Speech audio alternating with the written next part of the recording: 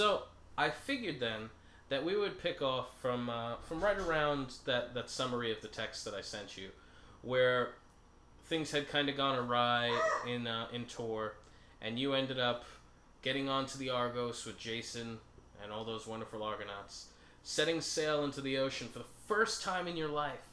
And when you were out skipping across the waves, you did actually see.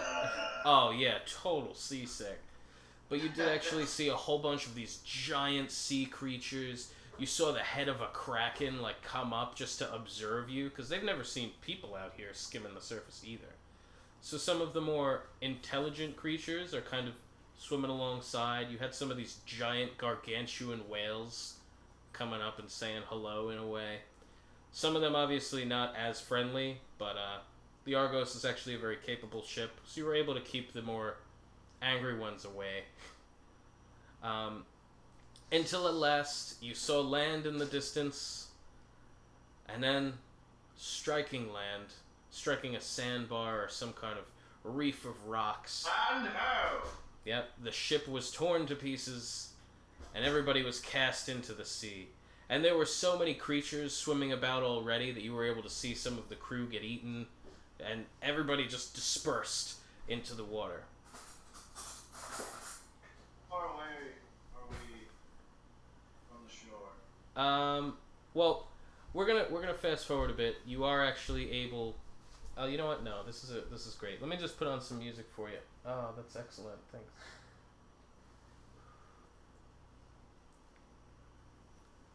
It's actually a perfect song by this metal band called 3 Inches of Blood. What's the name of the band? Is 3 Inches of Mud? Blood? Good. The song is called Lord of the Storm. Is there more salt, more pepper? Or salt? Salt? I don't have that. But it's like it's part 2 of these 3. It's like a 3-part kind of thing throughout the album. The first song, the middle song, and the last song. They all tell the story of late 1600s, early 1700s pirates stealing a bunch of Spanish gold. Ah. And then trying to escape to like the Caribbean, but they everybody knows that there's a hurricane like on the horizon, but the captain's just like, we got the gold, we're going. Very Rhyme of the Ancient Mariner, and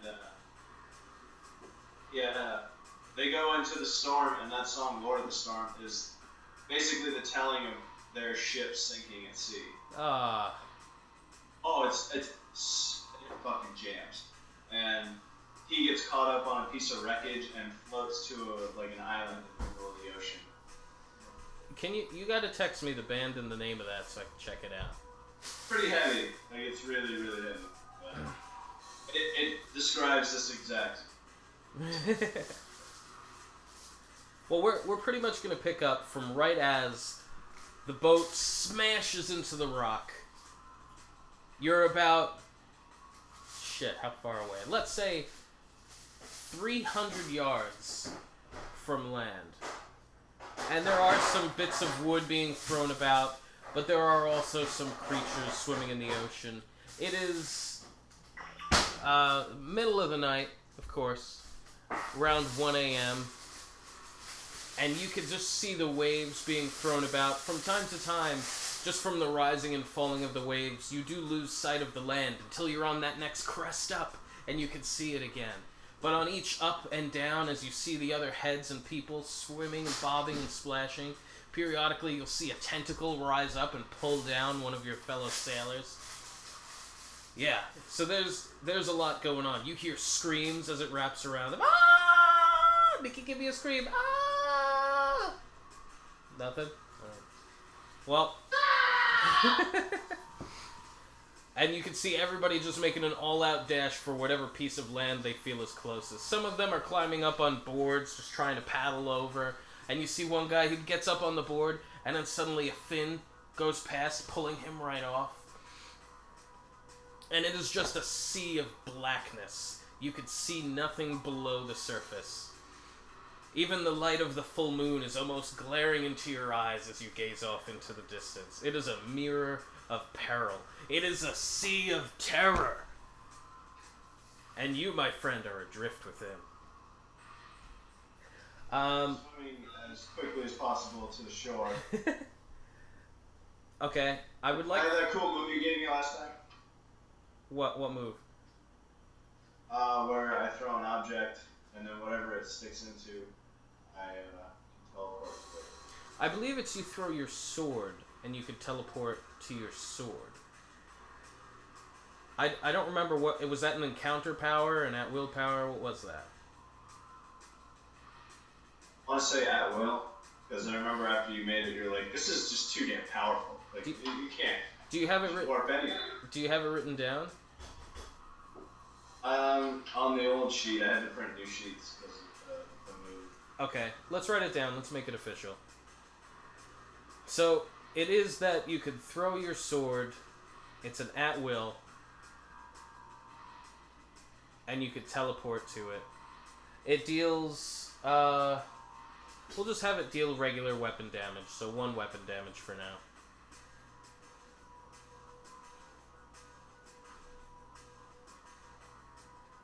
But just something to keep in mind, because it is a really cool ability.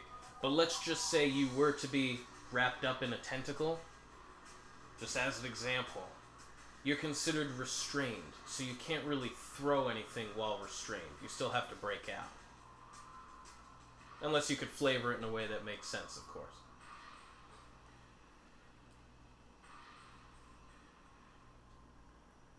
But the first thing I would like for you to do is to actually make a perception check. Because like all great things in life, if you don't see it coming, it's probably going to kill you.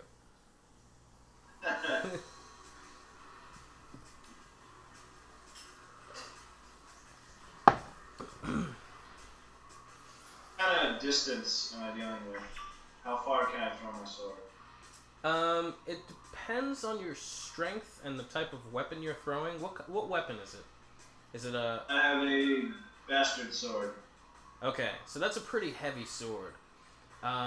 With a good athletics check, you'd probably be throwing it about 30 feet. That's also assuming you're on the ground, so now you're swimming, and you're trying to throw it. So, well, we would base it off an athletics check, but you're looking at maybe 25 feet each throw. Alright, you said perception. I love that you flipped your ottoman like that. That's a perfect dice rolling table. Yes, I'm so glad that it has flat surface. 11. Okay. So, you are doing an all-out swim towards land, is that correct? I'll take a quick gander and see if there's a big piece of ship hull that I can stand upon. Well, you did roll an 11, so I'm not going to tell you the important part just yet. But you do actually reach out, grabbing at a board from a piece of the ship. And as you're grabbing this board, which does appear to be enough to at least, float your weight. You're still in the water, but it's enough to kind of keep you afloat. A large mast piece from the ship is actually collapsing off that final hull that's still up. And it is actually crashing onto you because your roll was terrible. So, I'm going to go ahead and just roll for a lot of damage. Awesome. You're going to take 28 damage. And this large mast has shattered that board you were holding onto to splinters. And you are now kind of pushed by this mast, and it is forcing you underwater. Sinking quickly down on top of you. Yeah, a little bit. And it is your move, however you'd like to react. Nope. Well, I'm gonna try and get loose from the mast and swim back to the surface. But can I try another perception check to see if I can see anything underwater, like a giant kraken? Yeah, you can make another perception check.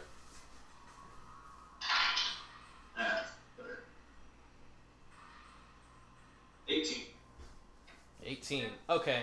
So you do actually see, while you're underneath the surface, it is much easier to see. That full moon I was telling you about is actually illuminating everything. You can see it under here fairly well. This is crystal clear Caribbean water. But when you're above the surface, kind of that glare makes it impossible to see. Now that you're underneath, you can see a whole bunch of little sharks swimming around. You can see a bunch of your crewmen, the ones that weren't powerful swimmers, are already kind of drowning, just sinking slowly. And you do actually see a number of small octopi. Nothing gigantic, but you're still talking about a large sea creature. So yeah, it would be very formidable while you're in here. I'm continuing on looking for a piece of hull, or if there's anything I can stand on. Well, you're still pinned under that mast. This is just your quick underwater look around. So if you wanted to just try to finagle, it's up to you how you want to try to get free of this. If you wanted to try to muscle around it, or even just push it off of you as it keeps sinking, or if you want to acrobatically wiggle out. I think I just off of it, down and around it. Okay. Also, and then I take a quick look to make sure there's no sheets coming at me. No what coming? The sails, coming down, just swallow you back down. Okay. I'm avoiding sails that are long. All right, we'll keep your same perception check that you already did, and just make. You said you were gonna push off of it, so athletics check. How you describe freeing yourself from this mess determines what type of check it is. So use as many descriptors as you can think of. Okay, thank you. You said acrobatics? No, athletics. No, neither is most of anyone else. Really good for family. 17, 29. Very nice. So this mast is sinking very quickly, and the force of it is continuously pushing you down. But you, Zane, you are able to push off of it, and you see it quickly plummet down as you start to reach back up towards the surface. Your head quickly breaks it. You weren't even close to being out of breath yet, so you were okay. But there's no sail on that mast. You lucked out. There's no issues. But you are still 300 yards out. You quickly look around. You do see a small board that looks like it should support your weight, but same thing. You're going to be, body in the water and just your arms on this thing.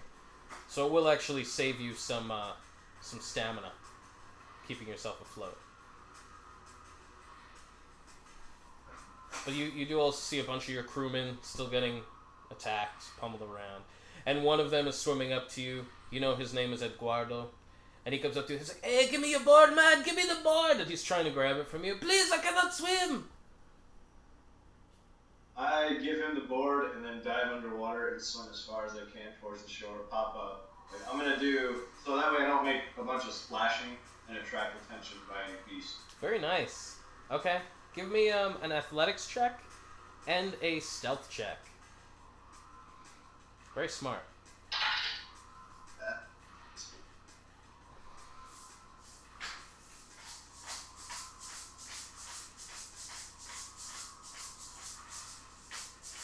$35 for athletics.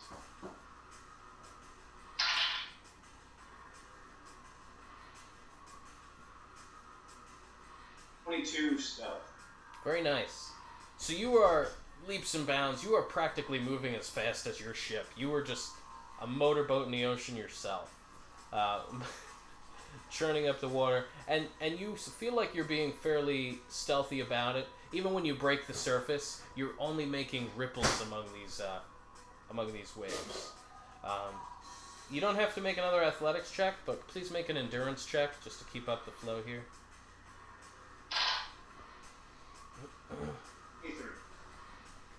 23? Yeah. Okay. You do feel yourself getting a little drained. The swimming and everything is starting to take a little bit of a damper on you. You don't have to make a perception check to know this, but when that mast had hit you, you actually have a nice large splinter actually piercing through your side. So there is a large piece of wood kind of stuck in there. You could take 5 damage from just bleeding damage.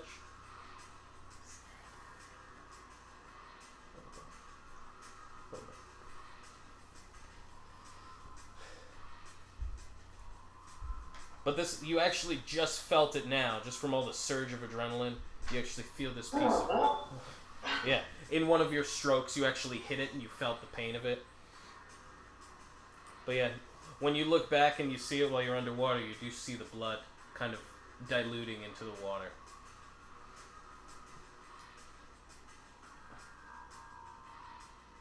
And as you're swimming, the next piece that you come across, you see one of your fellow Argonauts. He's on a board of wood, actually kicking, just floating with his arms on it, kicking gently, keeping a pace. And you see a tentacle wrap around him. And as he's holding on to his piece of wood, he reaches out to you. And he's still holding on to it, reaching towards you. I am going to breathe by it. Get out of my way. Okay. He as soon as you keep paddling past, you full see... on adrenaline mode. Like, I'm punctured with a piece of wood. See all this madness happening. I'm going to shore. Okay. You paddle on, and the next dip that you take down, you kind of see him get pulled off of his board as this octopus wraps all of its other arms around him and just sinks him down into the deep darkness that is the unforgiving sea. And you can make another athletics check to keep swimming.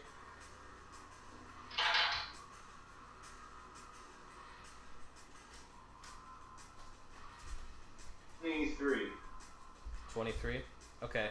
You're slowing down a bit, but you do feel like it's largely from fatigue. You could also take another 5 damage from your wood impalement.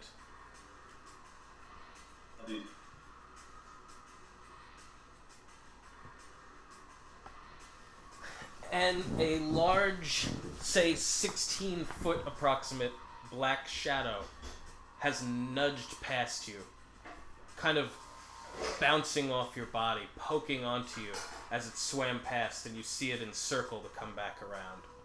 It is moving very quickly. Any sort of fin I could have grabbed onto? There is a fin on it, yes. It is a very, very long, pointed fin. Rushed by me, but I didn't get a chance to try and roll for something to grab onto the... I used your passive perception with his stealth. So his stealth was higher than your passive perception.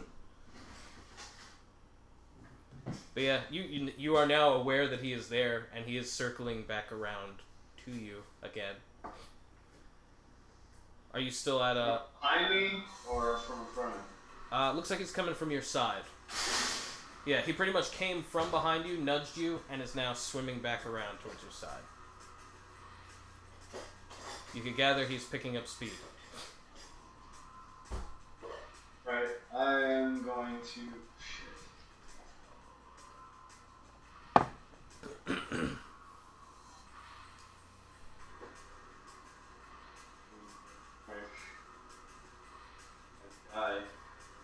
You see the side flapping of his tail fin accelerating. The gleam of the moonlight in his cold black eyes. The white shimmer of his scaly skin as it cuts through the surface of the water. Alright, I'm going to take a deep breath and then just sort of sink below the surface of the water and try and keep an eye out. Okay. Once he gets close enough, I gotta move that I don't want to use them. Okay. Well, once you dip down, you can see him 50 feet, 40 feet, 30 feet, and you see a very large white shark with its mouth partially opened, opening further, showing off hundreds of these jagged razor teeth. And whatever move you wanted to do, because he's coming right at you. Alright, it's called Fox's Fang. If it hits. Basically, it hits him, does a little bit more than normal damage, and then I trade places with them. Nice. Okay.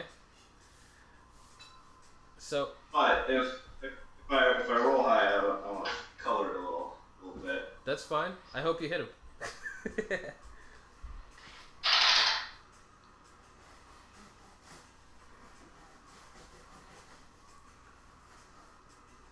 17 for That does not hit him. I'm level 8 right now, right? Yeah. Yeah. Well, what did you roll on your dice? Oh no, it was just 18. It was 11.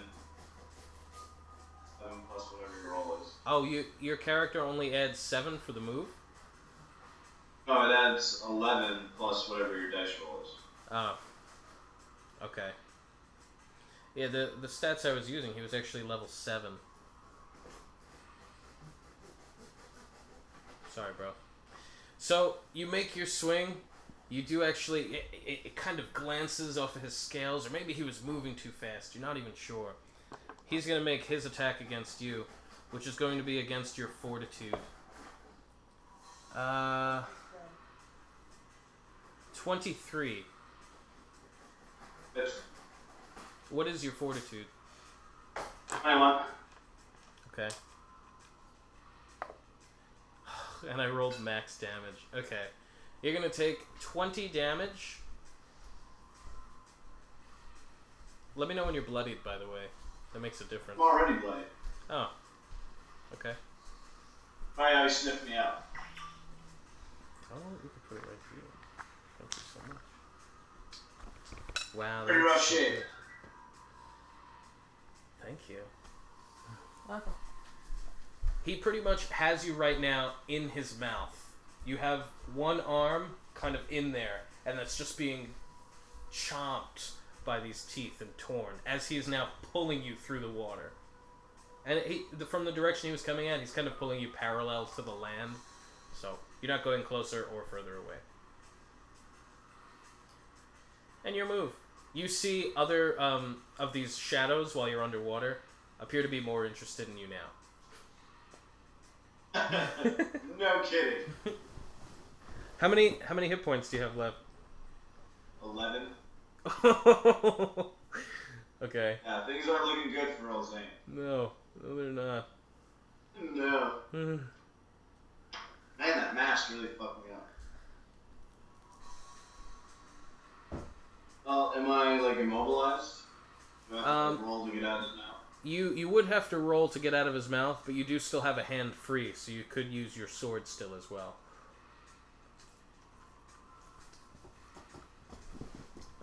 You could gather that if you don't get out of it this turn, you're losing the arm.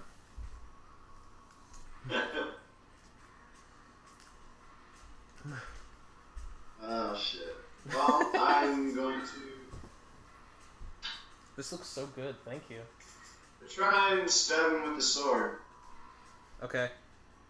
Poke him in the eye or put his gills up a little bit and drown it. Okay. Make a roll. You could also give yourself a +4 because you're actually attached to him currently. So. Ew.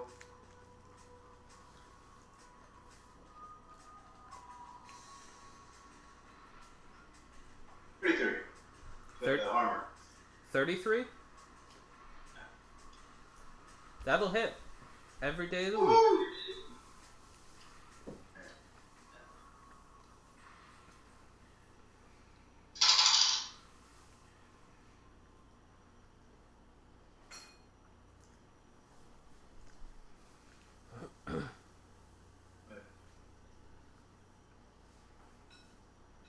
14 damage. And you stabbed him in the gill? Very smart. Alright, so you stab him in the gill, and you quickly see, like, the killing urge in his eye quickly fade away. His jaw loosens up a bit, he kicks his last few kicks on his fin, and then his body limply starts to sink into the water. Kind of floating belly up, as it does. And you are free. The little breath I have left, I go, fuck you! Shoot back up to the surface and continue moving towards the shore as quickly as possible. Okay. I can dress my wounds or do anything. I just need to get on the land. You swim up to the surface, and you can see a bunch of other fins and stuff in the distance. You're more than halfway towards the land, And you do see a couple of other survivors as they're trying to make it. A couple more get pulled under. One guy you can I use the waves themselves to like body surf towards the... Yeah.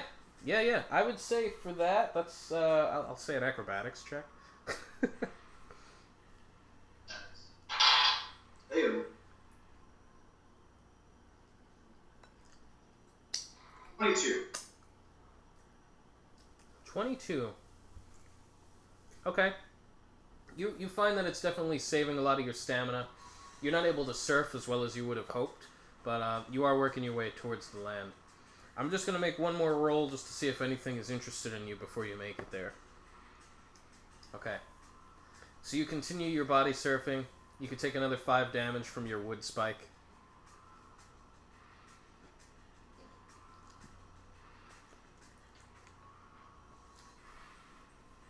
And you have reached the dark, cold, sandy beaches of this strange land that you are unsure of.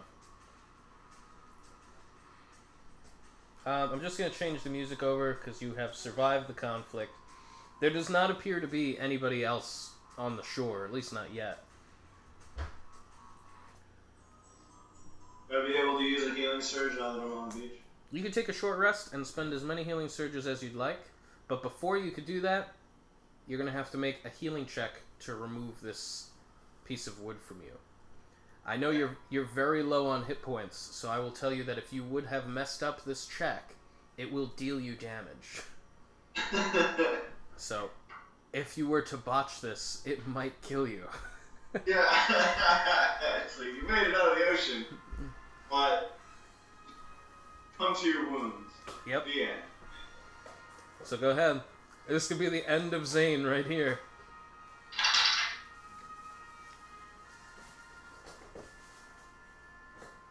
The heal check. 22. Very nice. So you are able to pull this out without severing anything important. You are going to take some damage. You're going to take 4 damage. What are you down to? 2. Okay. And then you can spend as many healing surges as you'd like, taking a short rest. Short rest, and if there's anything I have, I can... Hold on, the sound cut out. What did you say? If I have anything on me, or if there's anything around on the beach, I can make it to a makeshift bandage. Okay. Let me roll just to see how much of your stuff was able to be on you at the time the ship wrecked and stuff like that. Say 6%. Okay, so it looks like your entire pack was still on the ship. But you did have some potions on your belt, and you had some gold on your coin purse. Purse. You had 6 gold pieces, and whatever this is, -3. No healing potions. I was kidding about that. Looks like the vials broke open. So, I was going to say, that would have been useful earlier. Well, you could still spend healing surges right now. I don't like it. Yes, absolutely. I am going to use... I don't like it. I'm going to use the calculator! Did you hear everything that just happened to poor Zane? Roughly. He was down to 2 hit points. Narrowly survived a sea wrecking. Jason, yeah. Trustworthy old Jason. He's got nothing. Hi, Nikki. She made Hi. gnocchi soup from scratch. It's so good. What? Yep. That's what I've been doing the whole time.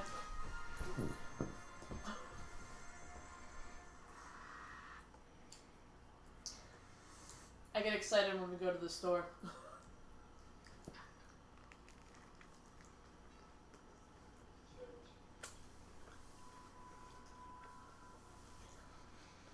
Josh, we had another, 35 views on YouTube. Really? Yep.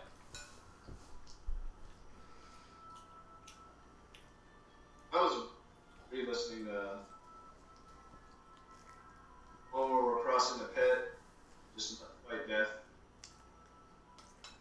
The Valley of Death, the last one, when you guys fought Death. Yeah. Then the big guy, there was one guy who watched for a long time. That might have been you. There we go. I need 4 healing surges.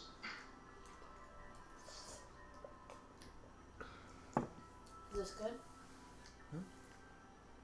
Better than Olive Garden? It's great for dipping. I don't know. I'll let you know right now.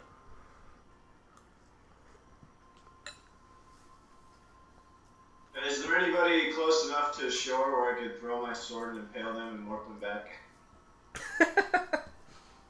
Well, it warps you to the sword. It doesn't warp the sword to you. So you could teleport yourself out there and help people. Fuck that.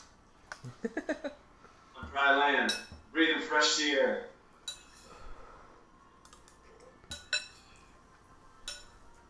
You patch up your wounds. You're feeling much better. You hear the screams over the ocean die down. Some of the wreckage actually starts to wash up. A couple of bodies and body parts start to wash up. For the most part, you see no other survivors on this land. As the cold of the night starts to take its toll, and you start to feel pretty damn frigid, as it also starts to rain. Awesome. Yeah. Well. So like, what's my surrounding? Am I on like a coast in a bay? Is it like rocky, mountainous, or is it like a beach kind of? It's the coast itself, the beach itself. We'll say that it's only about 50 feet until it actually gets to large rocky dune features, and beyond that, you can actually see some trees where it looks like it probably goes into a forest.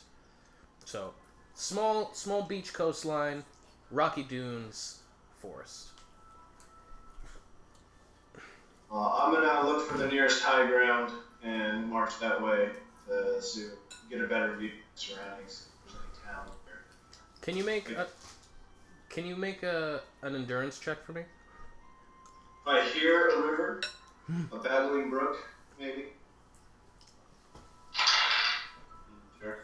Oh, I botched. The coldness is quickly setting upon you. You can already feel yourself starting to shiver. Partially from the blood loss, partially from the cold, partially from being soaked. And for all intents and purposes, you are what's considered weakened, meaning you deal half damage until your next rest, or until this is remedied. Yeah.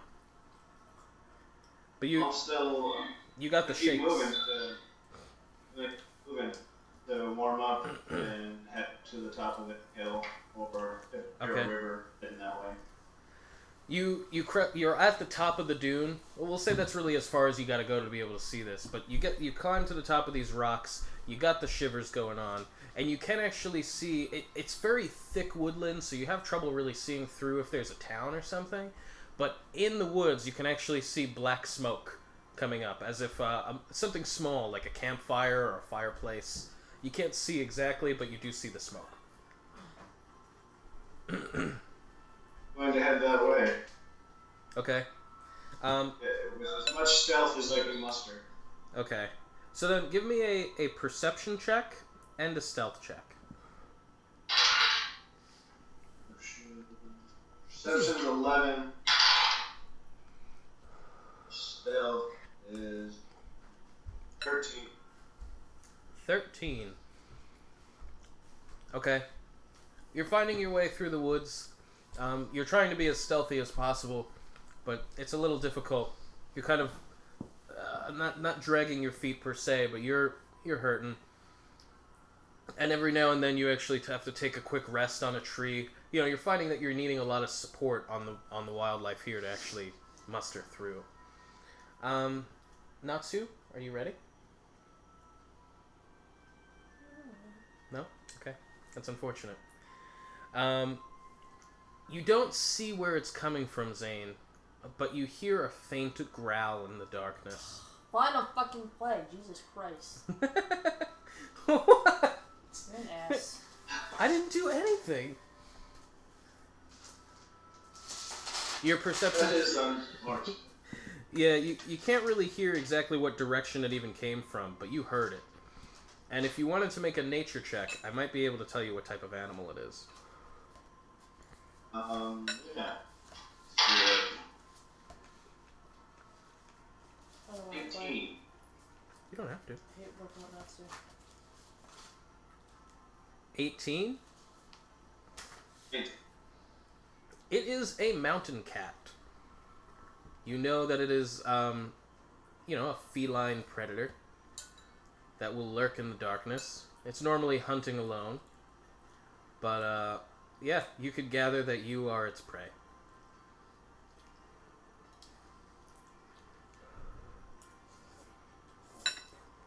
Loud noises will startle it away if it feels like you're a threat. But you will also give up any stealth you have. This is so good. Really? Like a perfect amount of chicken. Do I actually see this cat? You do not see it. You don't even know which direction that you heard it from.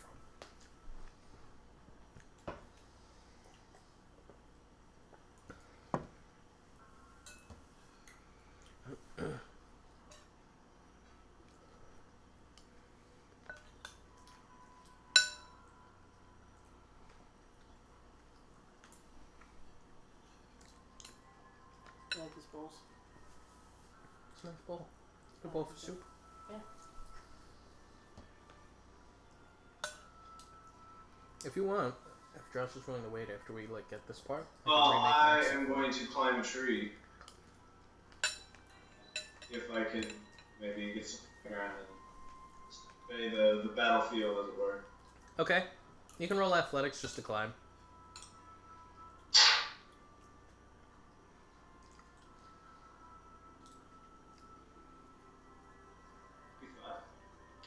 Nice. You actually climb it very quickly, and as you're getting to the top and coming up onto the branch, you can actually hear that purring growl, as well as a faint sound of footsteps, but you can't pinpoint where it's from.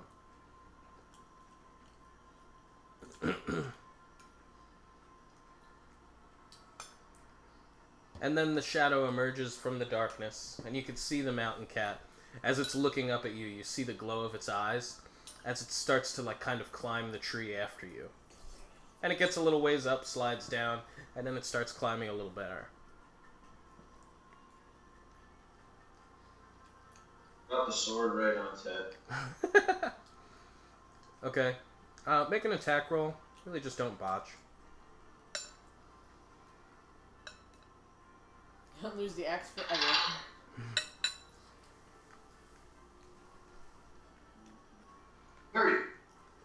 Very nice. You drop the sword straight down, and as it's climbing, it looks up. It sees you hovering the sword, it growls, and it kind of roars a bit. And you drop that sword, it goes right down the thing's throat, and it falls back onto the ground. Dead mountain cat. And I'm going to teleport just because I can. Sword. And you can also make another endurance check. Yeah, I'm going to continue on towards the smoke. Oh, sorry. That's okay. You're really cute. 20. Okay, you're not doing any better, but you're not passing out either. Natsu, if you can make a perception check.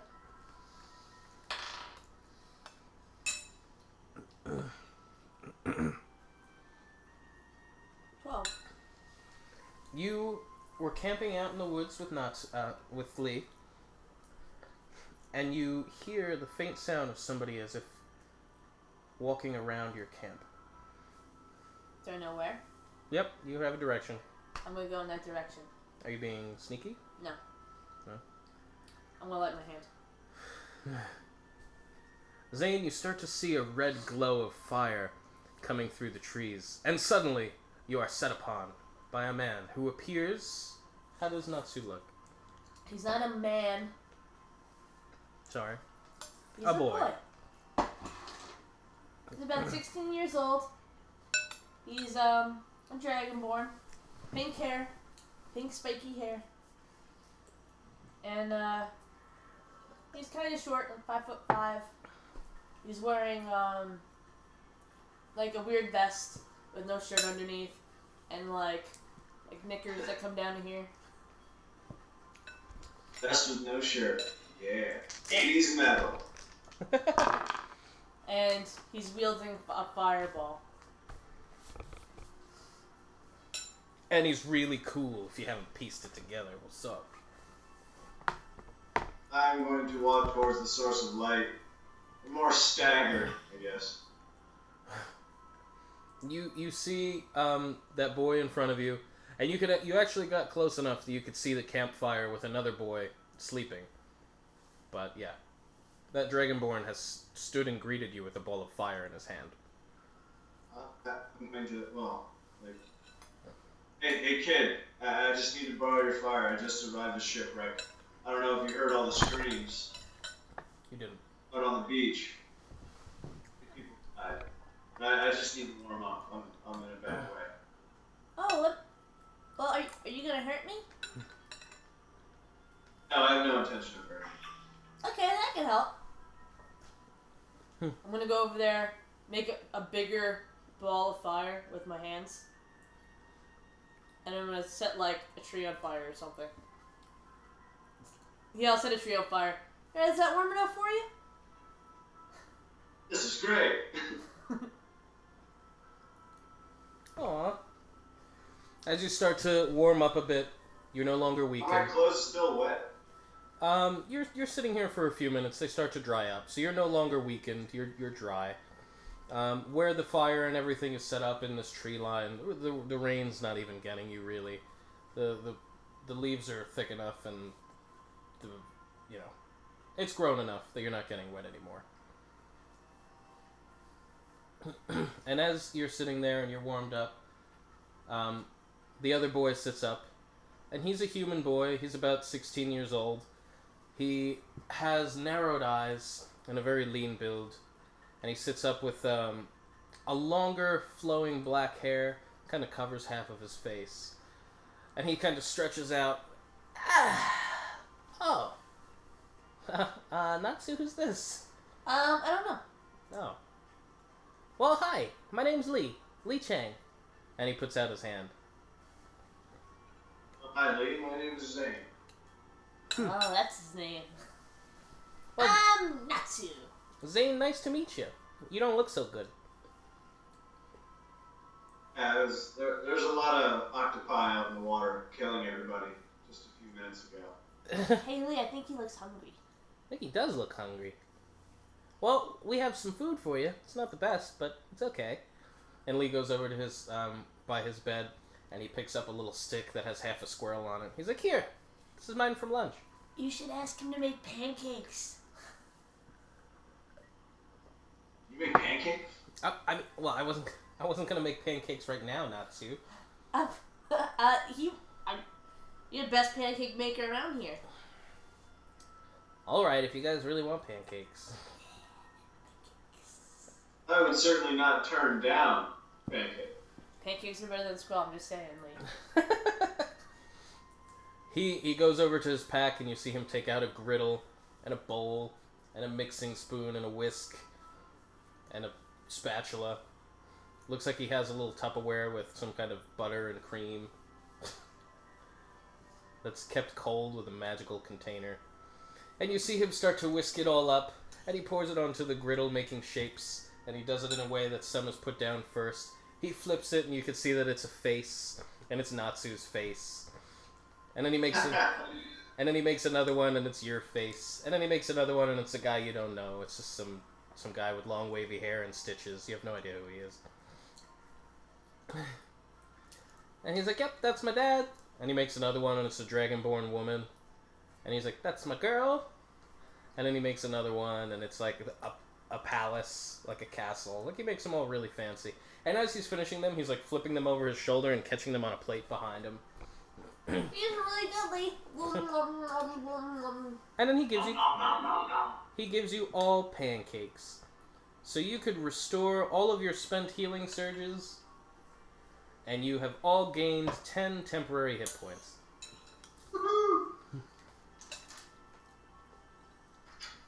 Special pancakes there, dude. Temporary hit points will go away first. So if you take damage, take it away from that first, and they don't come back.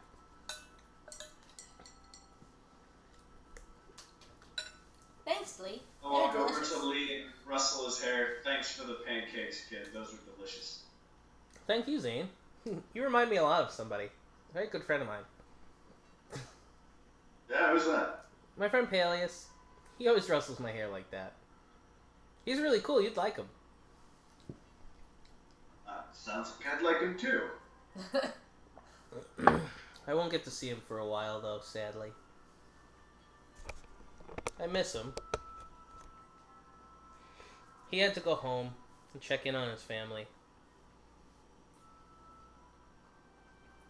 And my dad's really sick. All around. He's gotta go back to his family. No, I get it. It's just I feel like he's my family too, you know? But I know what it's like. I mean, I don't have any kids, not yet. But my girlfriend, she's having kids. Yeah, she's pregnant right now. Good. I didn't tell anybody. Because then I know my dad wouldn't have been okay with me leaving like this, but I had to. He's sick. Slide boots. You knocked her up, didn't you? What? You slide boots. You knocked her up, didn't you? I did. Well, she's the one, you know? Sometimes you just know. But yeah, so that's why I don't have a lot of time, but I gotta find these stones, and they'll actually help me save my dad, because he's really sick.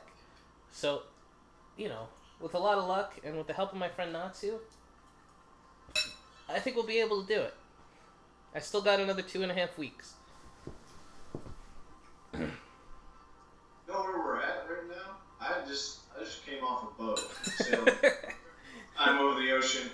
I have no idea where I'm at. I'm just happy to be next to a fire. We're outside the city of Cornigold. That's where a lot of the country's corn is grown. Oh, with a name like Cornigold. Yeah. We actually just freed them from a necromancer that was oppressing the people. Right, Natsu? That's right. Natsu was so cool. He killed a whole bunch of zombies. He was like, pew, pew, pew, with his fireballs. And I was like, pya, pya. It was awesome. You want to see something awesome? I pull my shirt up and see this? This is from a shark bite, not half an hour ago. Ah! You gotta clean that or something. That's gross. That's gonna get infected. Here, let me see. And Lee comes over, and he starts holding out his hands over it, and you see the glow of green magic, and you feel a warm burn come over your arm, and every cut, tear, and shred of your skin is completely healed. It should leave stitches. No stitches. No, it should leave stitches. That's how he Cheng magic. That's how he heals. It's like tattoo of stitches. It is totally clean.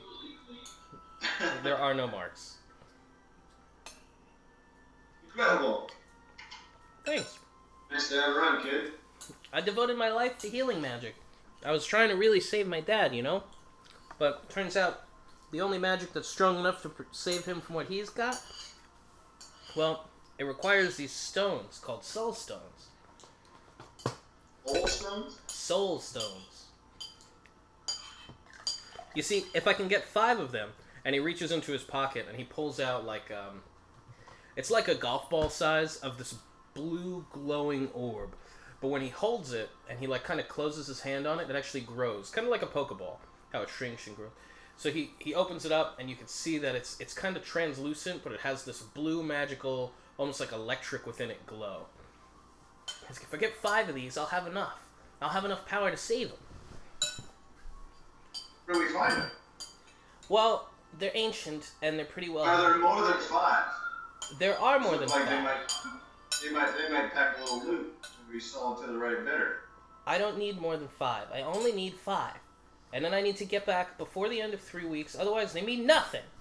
And you see him get a little upset. That's okay, Lee. I'm gonna give him a hug. He looks down a little upset. He's like, thanks, Natsu. I'll find 5. I don't care about what they're worth or what they're looted for. I just need 5.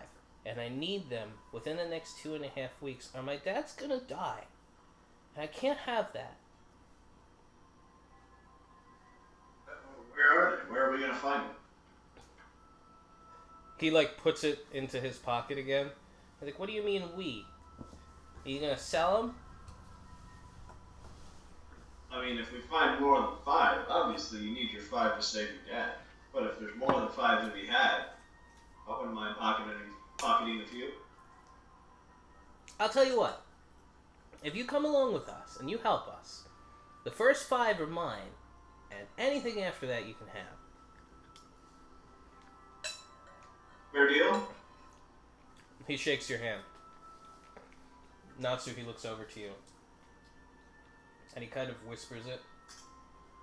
Do you think we could trust this guy? If not, we can kill him. Yeah, they didn't stealth at all, so you just heard, do you think we can trust this guy?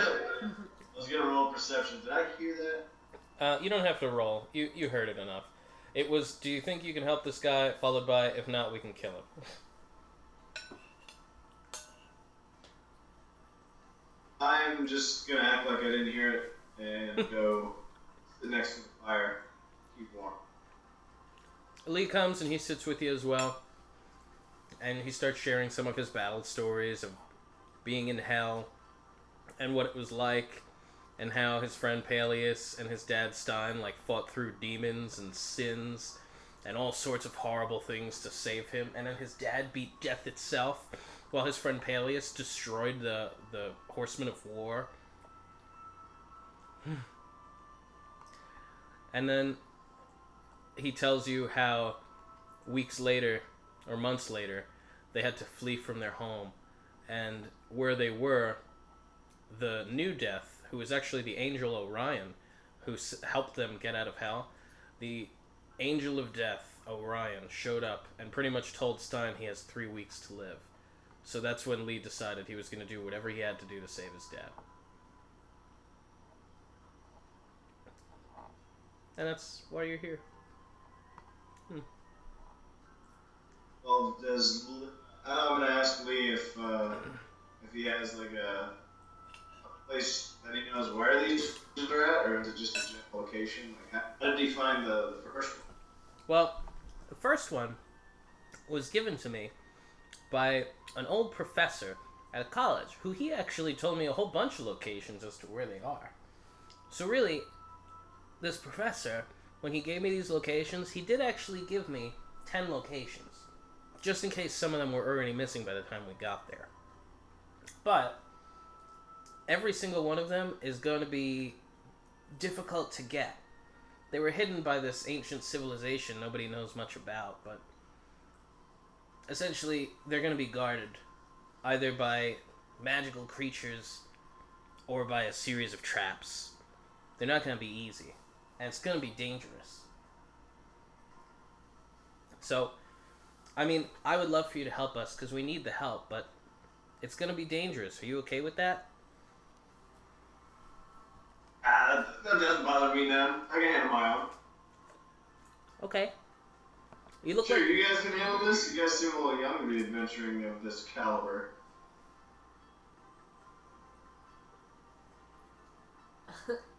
They look at each other. I don't look back at you. I don't look back at each other.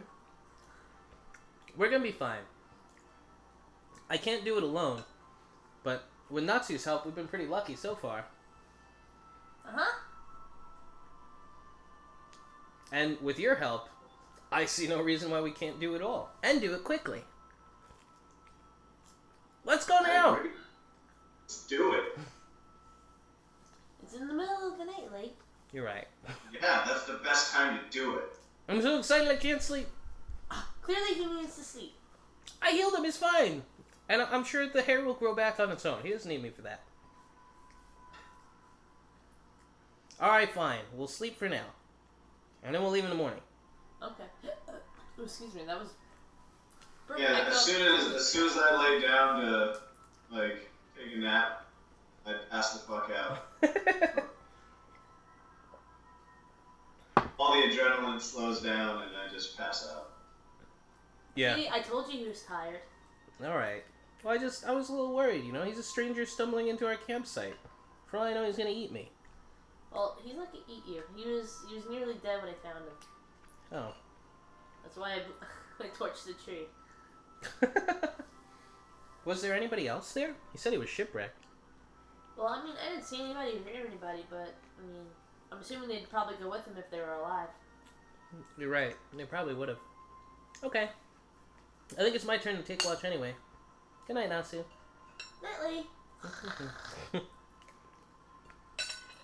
He keeps eating his pancakes. Best pancake maker in the world.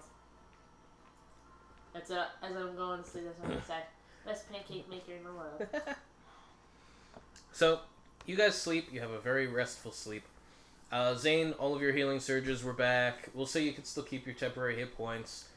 All of your wounds, Zane, healed completely from Lee, and then the rest overnight. You were no longer weakened or anything like that. Natsu, same thing. Keep your temporary hit points. Life's good. When you guys wake up, Lee has already packed up pretty much all of the campsite except for the beds you were laying on. And he's kind of being a little loud about it. That's what wakes you up. You can tell he's restless because he starts packing things up and he's like, oh, just stacking the plates. Oh, you guys are awake? Oh. I made eggs. You have to eat them quick. Here you go. And he puts a plate on you as you're still laying down. Alright, you guys look good. Everybody I just Uber it into my mouth. And look, I found a donkey. How did you find the donkey? It was walking around in the woods. And you see this, like, half-starved donkey that looks like he's got food all over his face from Lee shoving food in his mouth. He's like, his name is Lorenzo. What, you don't like it? No? By the way, there's a mountain lion back yonder that's dead. Maybe, I mean, if we want to, like, cut it up and... Oh my god, that's a great idea! have some nice steaks for dinner. I'll go get him. You guys just get ready. Not to brush your teeth. Damn it. And he comes back in like 10 minutes. And he has like a bag full of bloody meat with it just kind of like leaving a trail. He has a skin in one hand. He's like, are you guys ready to go? Yes, we're ready to go. Everything's all packed up on the dump. This is going to be great. We're going to have the best adventure ever. Once you started putting stuff on the donkey, you could see he cannot support any weight. And he will not be able to carry anything. So, Lee. I'm going to take the flat end of my blade and swat it across the back end of the donkey. What, to like send him running away? No, he's got all the stuff on him. But he doesn't want to move. He does not. And even I'm going to coarsely move him. His legs are shaking, like he's just frail that he can't support the weight. So you hit his butt and he like starts to go all like shaking like. And you're like, hey buddy, I don't know if we can animal. What? We can bring Lorenzo. Where did you find him? He was walking around in the woods. Uh-huh. What? Don't make fun of Lorenzo. He just needs to be fed and he'll be fine. Give him a couple of days. He'll be carrying everything, and he'll love it. And he goes up and starts petting Lorenzo's face, and he's like, "Yeah." And I start schlucking stuff on my shoulder. Lee takes some stuff off the donkey's back as well. I'm carrying my stuff. What? All right, you guys continue on following the guide of Lee Chang, and you guys have to stop way more often than you would like to, just for this donkey. I think we should let Lorenzo go. He's my friend. I just found him. Well, he's not strong enough to make this trip, and he's slowing us down. That means less time for us to find more soul stones for your dad. He's gonna have a good life. It's okay. I know, and you're right. Why don't you give it a shot, lady? Give it a shot? You know the donkey. I could try. I mean, you made me feel better last night. For what I have to do here, we're talking about regrowing muscle. That means I'll need to take it from something. Do you guys mind if I take some hit points from you guys? How many? 10? 10's fine. Fine. Yeah, you can have the temporary ones. Okay. He rests a hand on each of you, and you feel those temporary hit points disappear. And then he goes up to the donkey, and he like holds it on the donkey's chest, and you kind of see his legs start to bulk back up. His abdomen becomes a little more hard, and the donkey seems revitalized. Yeah, let him go. Great, I just toss all the shit on the donkey. And he seems to be able to hold it. Great idea, Natsu. That wasn't my idea. Well, Yeah, what the hell, kid? sorry. Great idea, Zane. Give credit where credit's due, as they say.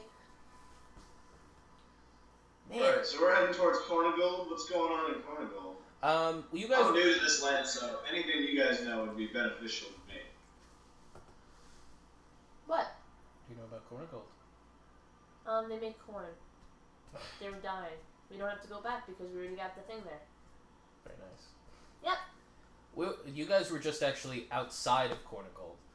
I know I said. Oh, okay. Yeah, they actually did finish up Cornigold yesterday. Not yesterday, last week.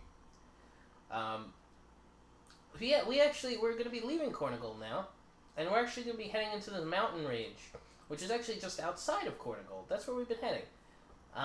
And there's actually supposed to be ruins here that are. They're very old, and they're I think they're supposed to be inhabited by some clan now, or some tribe of peoples. But either way, we need to get through the tribe, and we have to get into these ruins to find the orb, the stone. So I don't know. Do you know these tribal lands' boundaries? Yes, we're within them now. I meant to tell you, but it's not that dangerous. Well, I don't think. You know about this tribe, though. Is there any sort of maybe spiritual thing we could do to appease the tribe? Well, they're called the Chibiwata tribe, and I don't know much about them. They're a tribe of gnomes, and all I know is that they have a princess who actually very recently came back from like her pilgrimage, because they have to go out to like prove themselves worthy. So, yeah, she went out, she proved herself worthy, and now she's back. And her name is Princess Cadence. And that's all I really know. There's rumors that they're cannibals, but I don't think they're cannibals. There's no evidence, okay, to support that they're cannibals. Are there bones with like tool marks on them? That'd be pretty strong evidence. That would be, I guess. But we'll find out, and I'm sure the three of us will be able to handle it. But the bigger challenge is going to be actually getting to the ruins, because it's like a sacred ground to them, so they probably won't want to let us in anyway. We'd have to do something really, really bold. Or just not tell them, but hey. Yeah, I was about to say, what if we don't ask and just do it? It's a good idea. I know being up in this mountain range, though, they don't tend to get a lot of visitors, so, you know, we'll be okay, I'm sure. But are we gonna, like, forge Sherman's path to the to the cave, or are we gonna sneak by and hopefully they don't see us? I'll leave that up to you guys, because I'm an NPC, so it's up to you. What is it? NPC, Lee? Non-player character.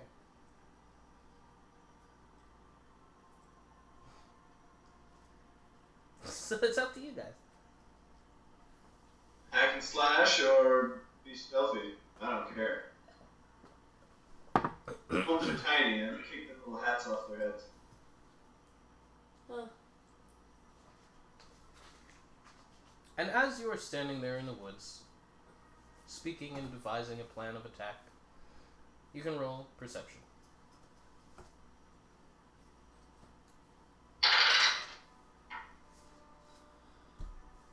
Thank you for the soup. 21. So good. 18. Thank you. You want more? No, that's plenty. Thank you. I'm gonna take your plate. Yeah. Oh wait, it's still a little bit in here. You didn't eat all your gnocchi. But homemade gnocchi. Come on over. Hey, next year. I'll be there. That's Alright. true. It is true. Honeymoon with Josh and Kara. Oh. I don't know. I think you guys should make like a little vacation out of it. You So should. it's not so stressful. And I'll cook for you. Fuck yeah, you will. Mm-hmm. That sounds amazing. Sweet. Alright. As stressful as it could possibly be for me, that it won't even match what you guys are. A lot of decisions to make and lots of bullshit to go. No, it's gonna be It fun. already So much started. fun. Already started. My mom spoke to his mom. Already started. So you guys just rolled perception, and what both of your perception checks will allow you to hear is a little in the distance. You can hear the sound of what appears to be a struggle. Maybe somebody's fighting or something like that. But it's actually just over a hill from where you are now. Is it towards the city? Or towards the civilization? Lee confirms that it is towards the civilization. We gotta go check it out. I'm gonna go run over. I hide behind a bush. Kind of like. Okay. So you're just running in and you're hiding? I'm gonna survey the battlefield a little bit before I make my move. And are you just running in? You're Yep. right. Okay. Then, Zane, you could roll for stealth. Lee will also roll for stealth.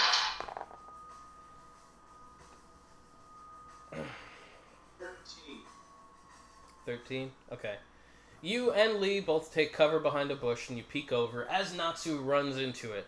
And Natsu, what you find as soon as you clear the hill is a big opening, and you can see bodies, gnome bodies strewn about, as well as some wildlife. Like, it looks like dire bears strewn about. Some of them dead, and a couple of them are actually still walking around, circling in on this last gnome that's actually still fighting with all of her might. She has an axe in each hand.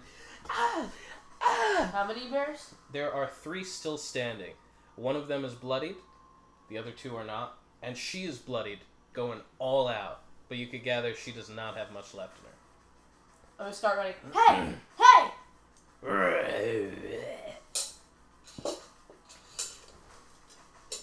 I'm going to use Natsu's distraction to sneak out from behind the bush and throw my sword at the bloody bear.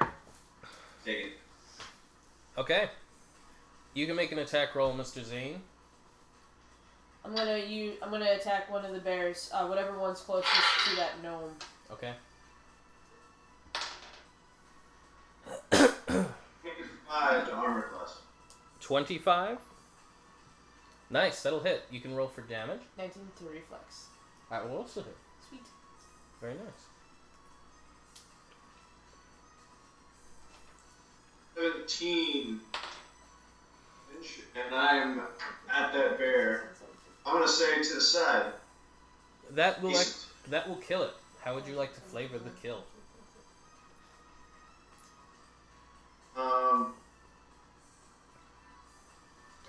So the gnome chick is just like just fighting, screaming, and then all of a sudden you hear thunk, and it just sinks into the bear, and it's just like falls over, and like it happens so quickly. Like she was swinging around to hit the one bear. This one was just about to attack her, like overcome her on the third side. It just swings in, boom, hits it in the chest, sinks all the way down to the spine, and then I appear, wrenching the sword out of its chest and turning around like ready to fight. Very nice. That is awesome. Your 23 has actually bloodied the bear.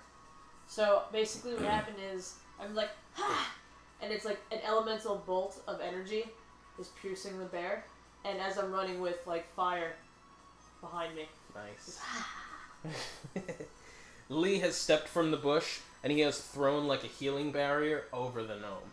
And you could see her wounds start to heal. She's still a little bloodied, but she's starting to heal up. And that was actually a surprise round for you guys, so you could each get another turn. Are we rolling for initiative?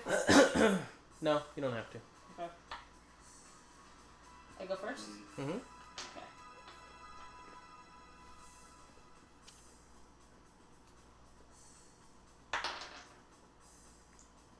Higher than my last roll. And that will also hit. Yeah, I'm just gonna attack. 15. There you go. Same bear. 15 damage, 23. You will kill it. How will you have killed this bear? This elemental bolt again. It's just gonna go in its mouth, out its head.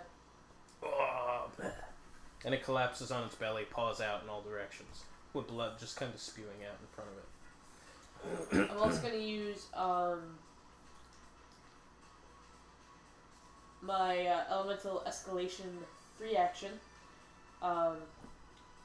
You can make one additional creature as a target of a triggering attack if the attack is ranged and melee or ranged. The additional attack of a target must be within 5 squares of you, which I'm sure it is. He is. Do you have to it's roll? No, it's free action. Basically, Damn. each target hit by the attack gets is 1d10 extra damage. So Okay. I just have to roll. So how much was the damage on that first hit? 15. Okay. I have an extra d10. So go ahead. It's a nice little move. 6. So 21. You have also bloodied the second bear. So you killed the first one, bloodied the second one, which And I sucks. can also shift up to half my speed. So I'm going to shift in front of the gnome. Very nice. Good. I'm going to give you a pound for that. Nice job. Thanks. And then Zane, you're up next. So there's only one bear left and he's bloodied.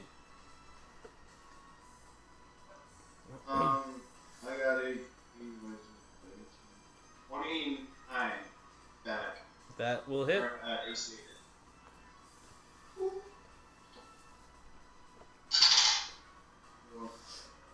12 damage. Okay, he is very, very bloodied. Very, very, very bloodied.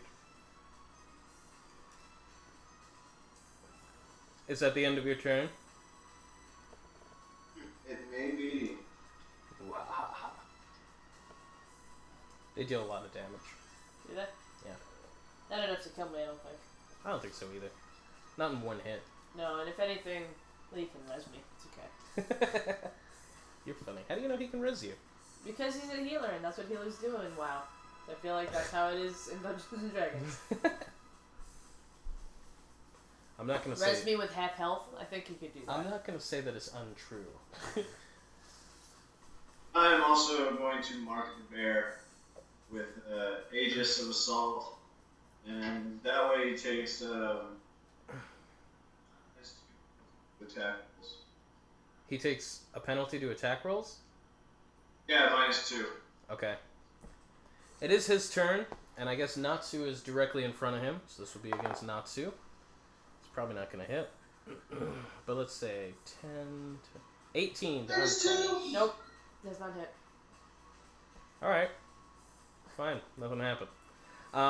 Next will go the gnome.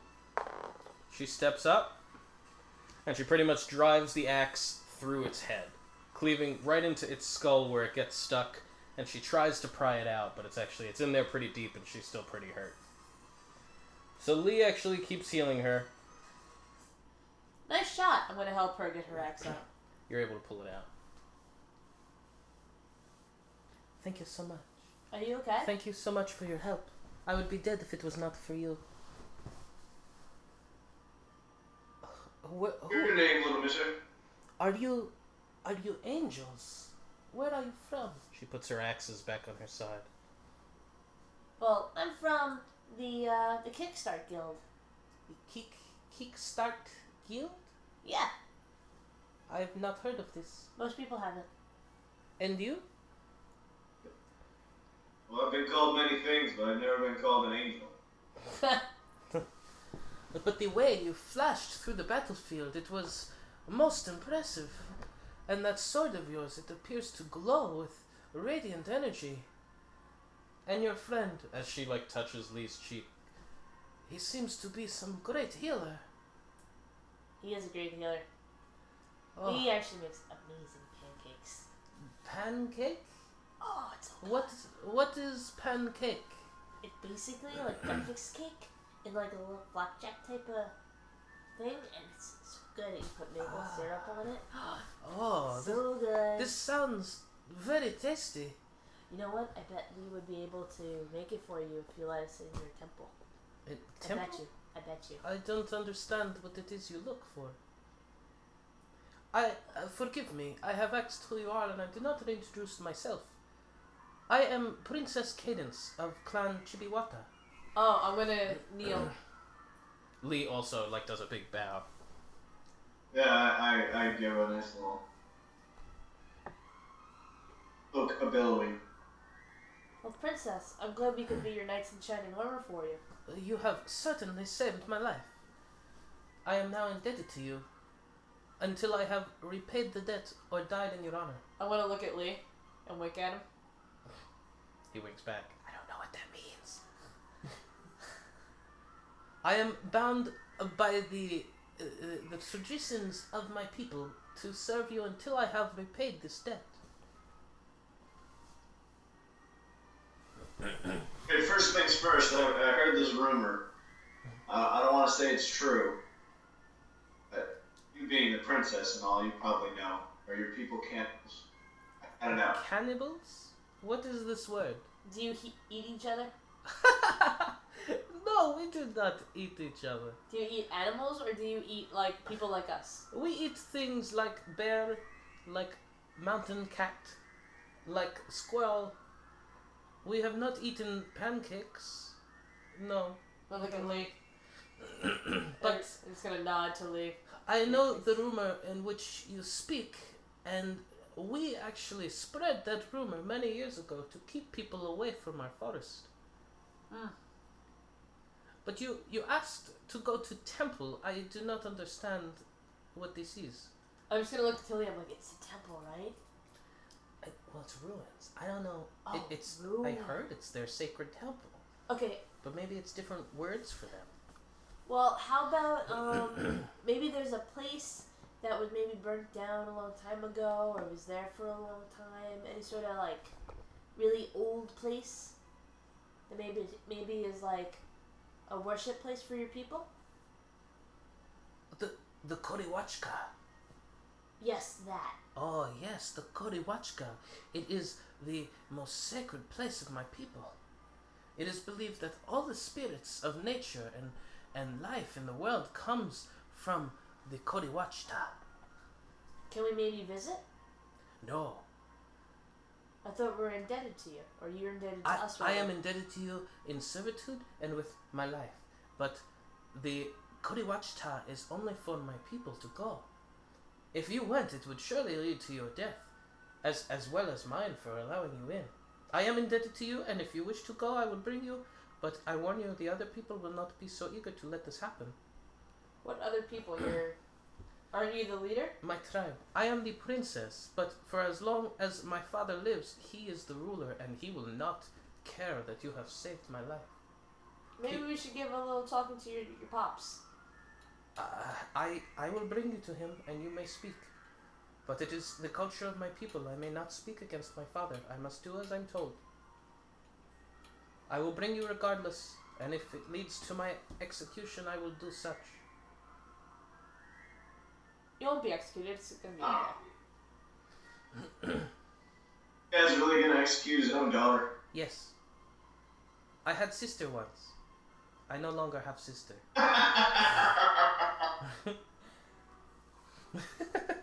I'm glad that was funny.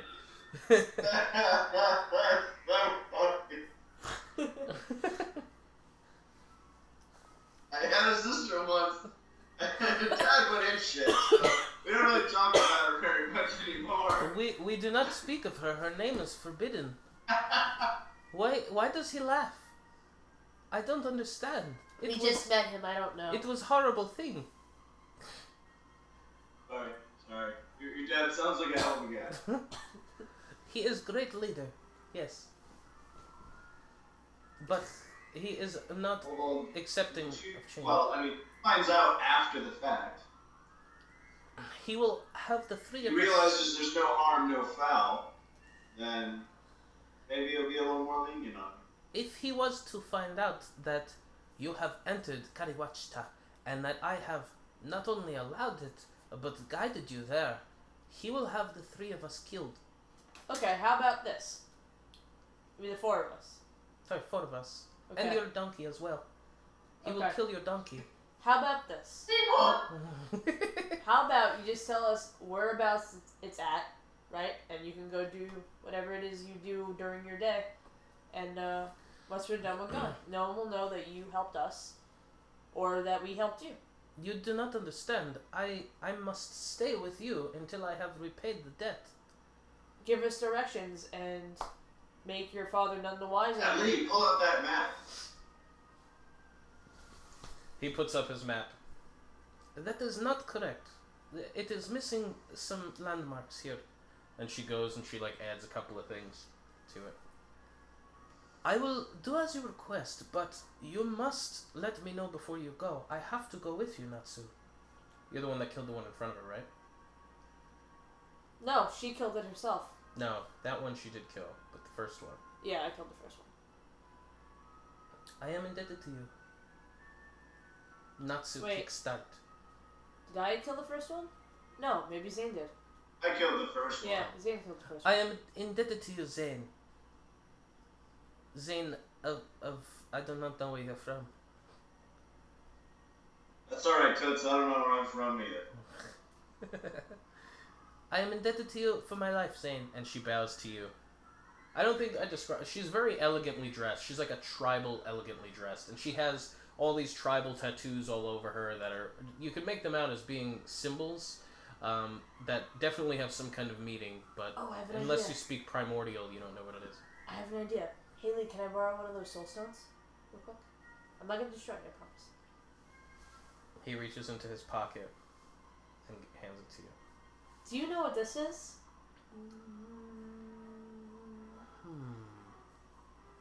I have seen something like it long ago, when I was a child. Okay, this is in your ruins. If you obtain this for us, we'll stay outside. They won't know any different. You'll have repaid your debt to Zane. The Chibiwata is very dangerous. I will not be able to make it through alone. Okay, get back to Lake. I can bring you to the stone. What? Why do you need the stone? You don't need to know when we get back to Lake, so he has it. He takes it. I never knew there was more than one. It is believed that that stone is the source of all life in the world. Oh, well, there's a lot of them, so... Interesting. Perhaps there is more than one stone that brings all life to the world. Yes? Perhaps one brings life to here, one brings life to there. That's probably not what it is. It is possible that my people's culture is wrong, but it is also possible that it is right. It's probably wrong. It's probably wrong. I can bring you to the Chibiwata, and I can guide you through the labyrinth. It will be quite perilous. Okay. Let's go. You got some debt to repay. So let me ask you a question. If you help us, your dad finds out, you probably should not go back, right? He will have me killed, yes. Okay. So it looks like we have another party member also. Dad, stick around. It'll be good times. I will walk... Hold this set, princess. Zane's getting the flirt on. You are a most handsome man, Zane. Oh, God. Don't say. Natsu's gonna do this. Leah's also gonna be like... Bleh. She is a very sexy gnome, if that makes a difference. You know, she's very lean. She's got muscle in the right places. You can tell she's no noob to combat, and she's clean because she's a princess, even of the tribe. What is this gesture you do? I'm just gonna look to Lee and giggle. Are you hungry? I'm just gonna look to Lee and laugh and not answer. Yep, he's hungry. That's what that means. Oh, I see. How tall is the gnome? She is about 4 feet tall. Alright, now I'm 6'1". I'm just gonna kind of throw an arm around her head and shoulder. Like, let's go on to these rooms. Chibiwata, you say? The Chibiwata. She rests her hand on top of yours and kind of slides it down a little bit. Hey now. Zane and the princess are of age. Is that what Lee's telling me? No. Lee thinks it's gross. Good. Ew. What race are you? Back and look, shut the fuck up. What race are you, Zane? I'm a human. Oh. Oh, didn't know that. I will walk the path. I recommend you follow me quietly through the trees. Okay, sounds good. Alright, you guys could roll for stealth. Hey, Chris. You do not. And 4 is 16. Very nice. I will roll for Lee. I will also roll for the donkey. The donkey's actually doing pretty good. So that heals that Lee gave him earlier. Yep. You guys continue following. You're doing, very well, staying quiet. You see her come across like a couple of little, I don't want to say checkpoints, but there's a couple of points along the path where she ends up stopping to talk to some of the guards, and they all look very worried, and as she passes them, some of the guards go back the way you guys came, probably to recoup the bodies and see what happened. But ultimately, you guys end up coming to what appears to be this very developed tribal village. They have some tents that are more primitive, but for the most part, they have a lot of clay huts, and even their clay huts actually do have these very small slits for windows, where they do have some primitive-looking glass. It's not perfectly clear; it's more like frosted, but it's there. It's theirs. And she ends up sneaking back away from the village just to enter where you guys are in the forest. And she comes in, she's like, I was able to speak to some of my people, and I mentioned that strangers had saved my life, and they were willing to have you in the village. I did not ask about the Chibiwata, because they will not allow it, but you may walk freely among my people, and they will greet you with acceptance and much love. Well. You come out, and all of these gnomes, they see you right away, and a bunch of them come out, and a lot of them are just looking on. Some of them come up, and they're like, hello, it is nice to meet you, Zane. Pleasure to meet you as well. Put her there. But it's pretty much a whole bunch of people that have never seen a human in their lifetime, that have never seen a dragonborn, that have never seen an Asian, and they're all coming up, and they're excited to meet you, but also kind of scared because they don't know your intentions. But knowing that you've saved the princess does wonders. So yeah, they kind of all get their fill. They all go back to doing what they're doing, and there are different shops and stuff here. Where there's an alchemist, there's a potion master. They at least have primitive style weapons. Her axes were more like tomahawks, in that they were just kind of filed down bits of iron.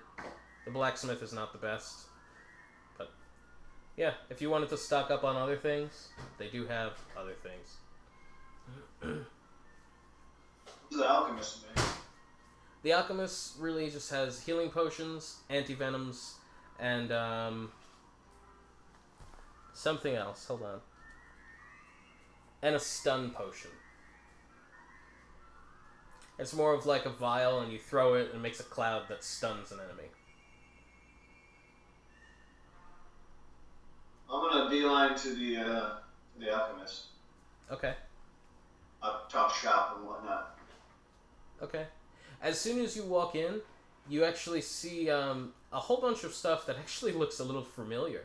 It looks like they probably looted some of the stuff that washed up on shore. So they actually have some actual, healing potions and vials that you recognize, probably from a market somewhere. You do see, as you walk in, he's emptying out a pack that you recognize as your pack. It's got your patch on it that says, "Go Zane" or "Go home." I'm just gonna walk up to the person who's like rummaging through him, like, "It's a mighty fine sack you got there." "Oh, thank you, sir. It is for sale. For gold. Many gold pieces. It's new in stock." And as he's holding it up, like a piece of seaweed falls out. Like, you realize, I gotta tell you, that's my pack. You're not gonna sell it to me. I'm going to take it back. "Oh, this has been carried many miles. You will have to pay the shipping cost, my friend." Is that a joke? I was on that ship. You could roll Intimidate. You should get extra.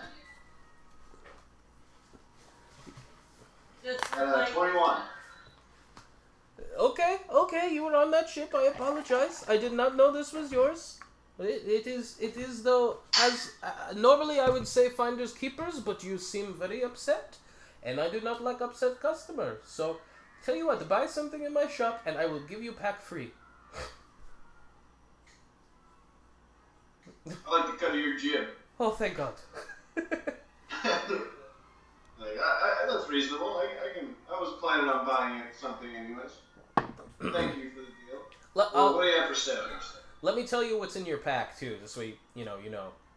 You had one sun rod, a 50-foot rope,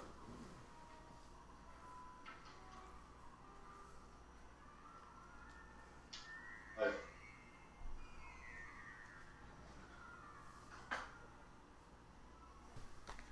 136.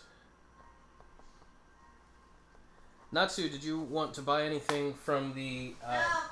Nope. Fuck this place. Okay. So Zane, was there anything else you wanted to buy here? He does also have general wares, like he has more rope. Those 50-foot rope and one sun rod? Yep, it looks like he already took out the potions. And you know you had at least a couple in there, but they're not in the pack anymore. Hey man, where's my potions? I know I had at least 2. I'm not sure there were potions in there. You could buy one while you're here. Does he have anything like his hands behind his back? No. You could gather he probably. He has like a shelf of potions, and you could see the vials that they use are all like fairly primitive. And then you get to the last 2, and they're like ornate and fancy, as if mass produced. I do not think I had potions in that pack. Maybe they washed out. Who knows? I have more. Yeah, I'm gonna cut my losses. Like, all right, how much for the potion? What do you got here? Stun potion, potion, maximum potion. All of the potions are 1 gold each, except for the anti-venom, which is 2 gold each. There's no super health potions. They're all regular health potions. Yeah, the anti-venom 4. What these? Ow. It works with spiders and snakes. I'm gonna buy one of them. That's 2 gold pieces. I burned myself 2 seconds ago. And also 1 healing potion. Got 2 healing potions. Okay, that will be 4 gold pieces. And as Say them upon the counter. okay, as he like goes to scoop them up, he's like scooping them up with one hand, and you see him push a cup forward that says tips. Would you like to also give 1 gold to help starving families? Don't push your luck. You already have my bag. I've given it back. I understand. You don't wish. At a price. I don't. I know you do not wish to help these starving families. You know. Right, I don't. I just turn around and walk out. Okay. You can see that there is like Hey, sir. a blacksmithing shop that appears to have a very abundance of a lot of more modern weapons that you recognize as being from the Argos. All of a sudden, he now has a cannon at this primitive place. Is there any sort of sword that might be better than mine? You do see one sword in particular that is actually significantly better than yours, and you recognize it as being Jason's sword. Oh, where'd you get this? It washed up from shipwreck. I was on that shipwreck. I am sorry for your loss. Jason was a dear friend. I noticed that that's his sword. He picks it up and looks at it. Trade. Like this one? I give him mine. You could tell that he knows the one he's giving you is better, but he seems to care that you knew the guy. So trade. Looking at it, and a little tear, single tear. It still has the sheath and everything for it, so you could gather maybe it was just torn off of him, or maybe they pulled it off his body if he's dead. But what was the weapon that you had before? I know you said it's a bastard sword, but what's the plus to it? It was a +1 weapon. Okay. Congrats. You now hold a +3 weapon. Skipping +2 altogether. Which means, since the difference is 2, it's going to add +2 to your attack roll and +2 to your damage.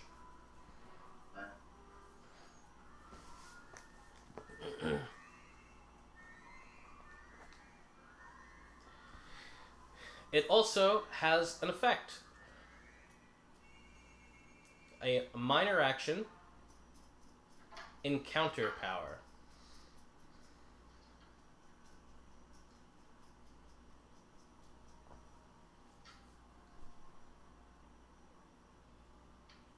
Okay. And the ability is called Strong-Willed Leader.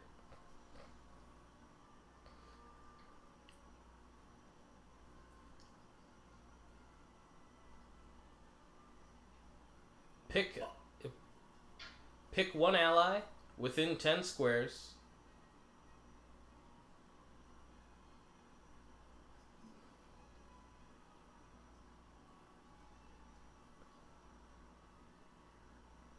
And they get a +2 bonus to attack rolls.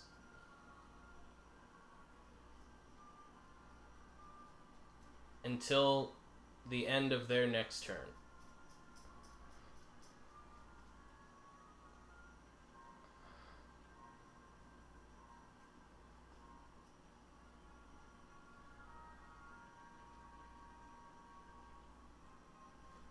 Good luck. Sorry about friend. Thank you. Natsu, what do you fight with? My hands. Okay. That's right. Alright, I'm looking for Natsu. Okay. Natsu and Lee are still standing with all those gnomes that came up to greet you guys. Natsu's showing off some of his staff. Oh, you have a staff. Okay. Apparently I do. Well, there is a staff and wand shop. They actually do have plenty of those, because a lot of gnomes are wizards and warlocks. Really? Mm-hmm. You don't care? No? Okay. Natsu is not interested in browsing any wares. I'm tired. I know. It's 5:30 though. You'll be okay. I know. I just having a tough time. I'm having a lot of ADD right now. Would you like to meet my father?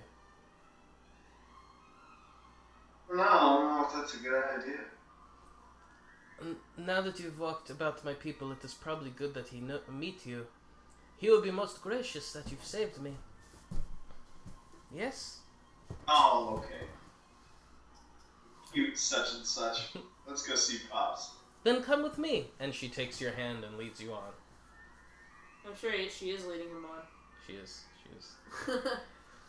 And Lee... So that's supposed to be. making fun of Cadence and Zane, Lee grabs your hand. Come with me. God, they're so gay. That's why Lee Chang and I get along so well. She brings you through all the huts and everything, and as soon as you kind of clear past all the average-sized huts, you get to one that's very large. And you can gather... Still made of dirt? Still made of mud. This one actually still has some, like, has tree logs kind of forming the structure, and the mud just makes the walls. It is very elaborate for some primitive engineering. And this one... What were we up to? What were we just doing? Oh, you were going to meet... This is leading me to the king. So she leads you through, going through the village, and you're in front of that big building, and 2 guards with spears open it up for you. And you step in, and this whole room, this whole building on the first floor is just one big room. And it goes straight up the middle with this elaborate series of fur carpets that tend to stretch up, with these statues on both sides, guards lining both sides, and sitting at the top, there's a small stairs that go up to a very large throne, where this very stout gnome sits, wearing an elegant feathered headdress, covered in animal skins, and he's holding a very elaborate staff. And it's fairly quiet in this room, but she leads you up.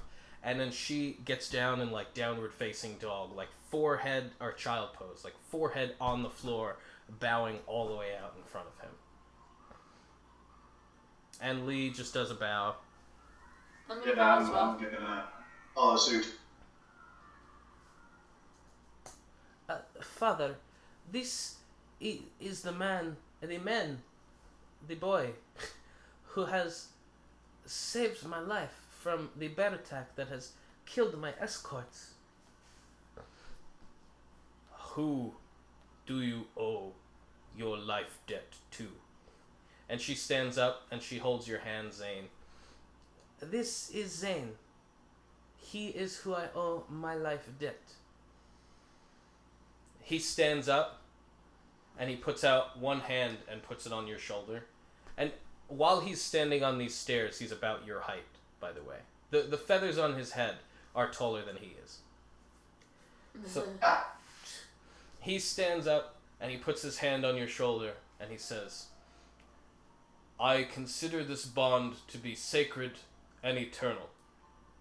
Until death do you part. You just got married, bro.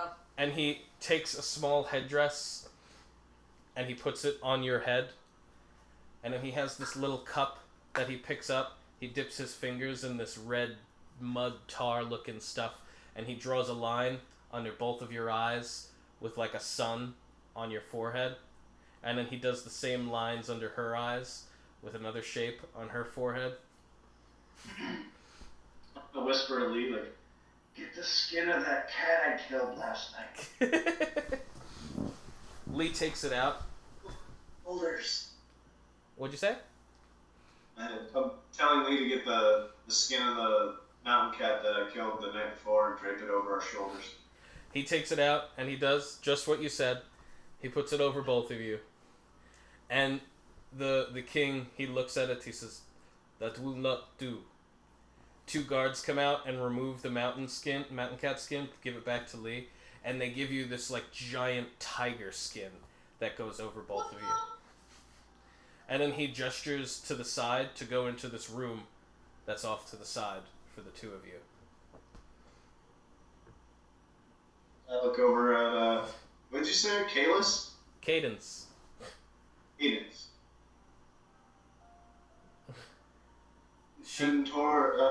Going toward Benning. She kind of leads you there anyway. And then he pretty much sits back down. Your names, please. I'm not. And you're already with Cadence, so I'm you're not Sue. Not Sue. Mm-hmm. I'm Lee. Lee. I understand there is much owed to you two as well for saving my daughter. Yeah, I mean, initially I was the first one to come and save her.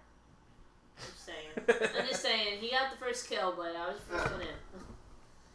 Your bravery for my daughter, a stranger to you, is noble and deserves Thanks. reward. Really? He gestures one of the guards and he comes out with this big sack of gold. Oh my and god. gives it to you. And when he puts it in your hands, like, it's so full to the brim that, like, some of it's, like, kind of dripping out. Like, you know, like, some falls out and coins roll on the floor. How many do I have? Right This is for your party. Thanks. In tribal terms. How much? It is 600 gold pieces. Thanks. I also wish to give you this. And he gestures to another guard who comes out with this kind of burnt-looking staff. Oh, that looks It's cool. like a redwood, but it's blackened in certain spots. That's really cool. Yeah. You now have the fire staff of the Beholder.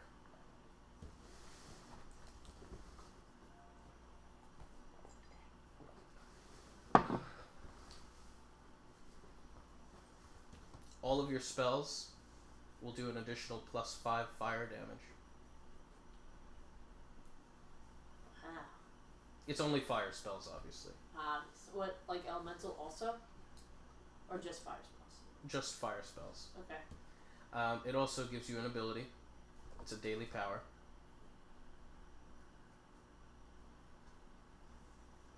Called Flares of the Sun.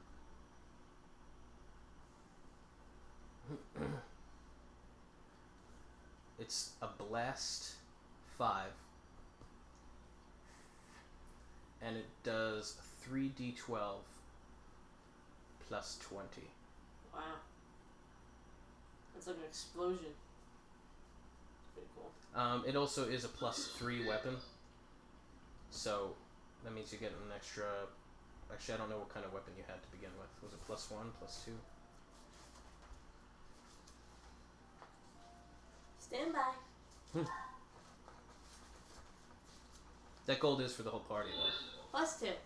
+2, then it's an extra +1. So you'll get +1 to your attack rolls, and +1 to your damage rolls.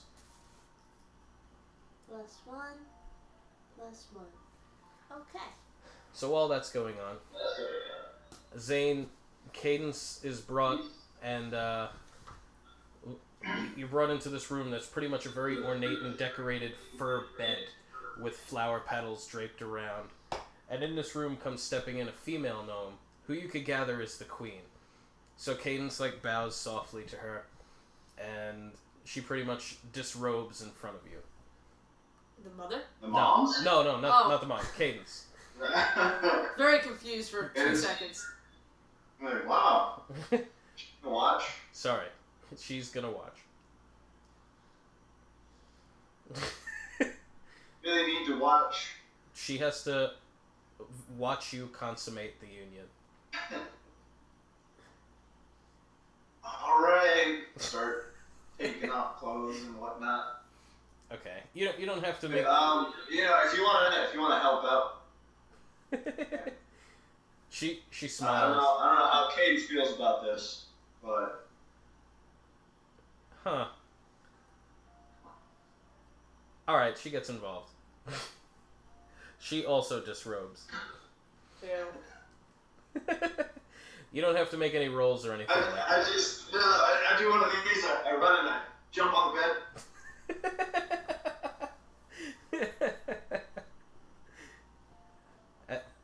You don't have to make any rolls, but you can if you want to. Risky. Very risky. Why not? No, you didn't. You didn't crit. No, I was an 18, but Alright. You held it up a long time. pretty like you did crit. good. Okay. Everyone is very satisfied. I will not get into details. Unless you want me to. Nikki does not want me to. They liked it. There will be A lot. there will be a short story about it. There will not be, Nikki says. Okay, so while you're consummating your union, back outside, Natsu with Lee are still speaking with the king. And after he hands you the gold and he gives you the staff, he turns to Lee. I am not sure what gift to give you. You are still very young, and you appear to be a healer. We are not ones very educated in the healing arts. Well, we're actually here for something particular. And he looks over to Natsu as he reaches into his pocket. We came for something that I believe is in your Chibiwata? And you see the king immediately get tense. And I understand that normally you don't want people going in there, but I would really like it. And I'd consider that payment enough if you let me and my friends go in. Please. That would be excellent. That's it. Is he gonna show him the thing? He reached into his pocket as if he was going to, but then when he saw him got tense, he kind of left it at that. And the king looks very red in the face. The Chibiwata is not for outsiders. Well, Zane's not an outsider anymore. Aren't they married now? Don't pull my hair! Are you kin of the one you call Zane? I mean, we're family. I mean, we're not blood kin, but I mean, kin enough. He stands up, and he steps towards you both, and he puts a hand on each of your shoulders. If you are family to Zane, then now, by union, you are one of the Chibiwata. Yeah, I always wanted to be a Chibiwata. And 2 more guards come out, and they drape these animal skins over you each. Ew, I don't like this.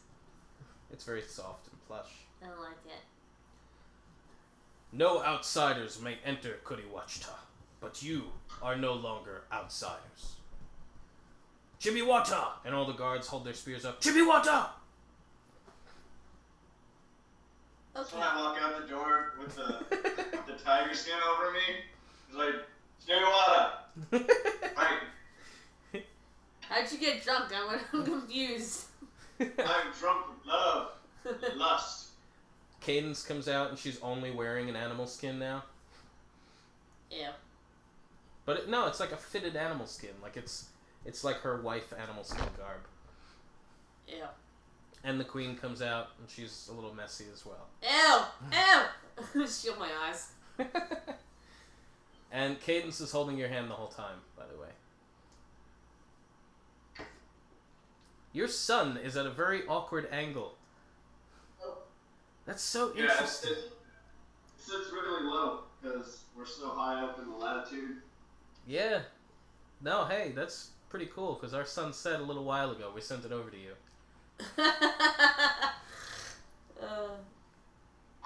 Let's just throw it over to Alaska.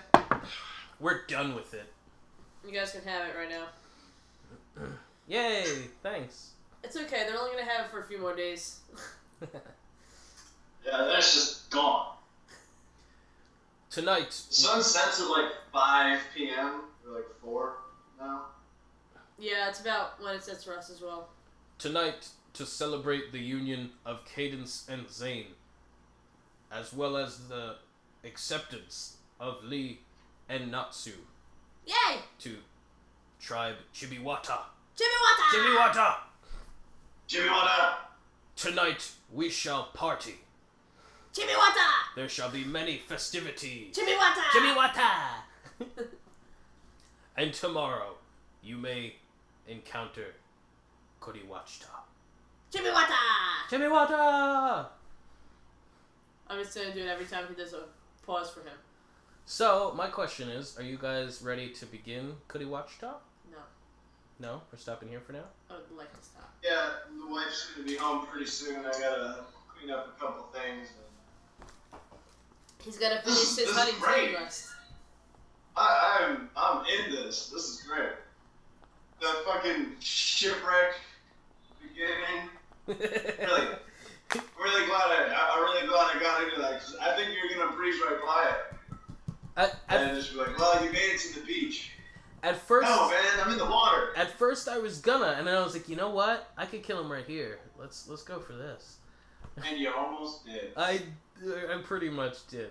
And 2 hit points left after making it to the beach. This will conclude Season 7, Episode 3, Tribe Chibiwata. Chibiwata! Chibiwata!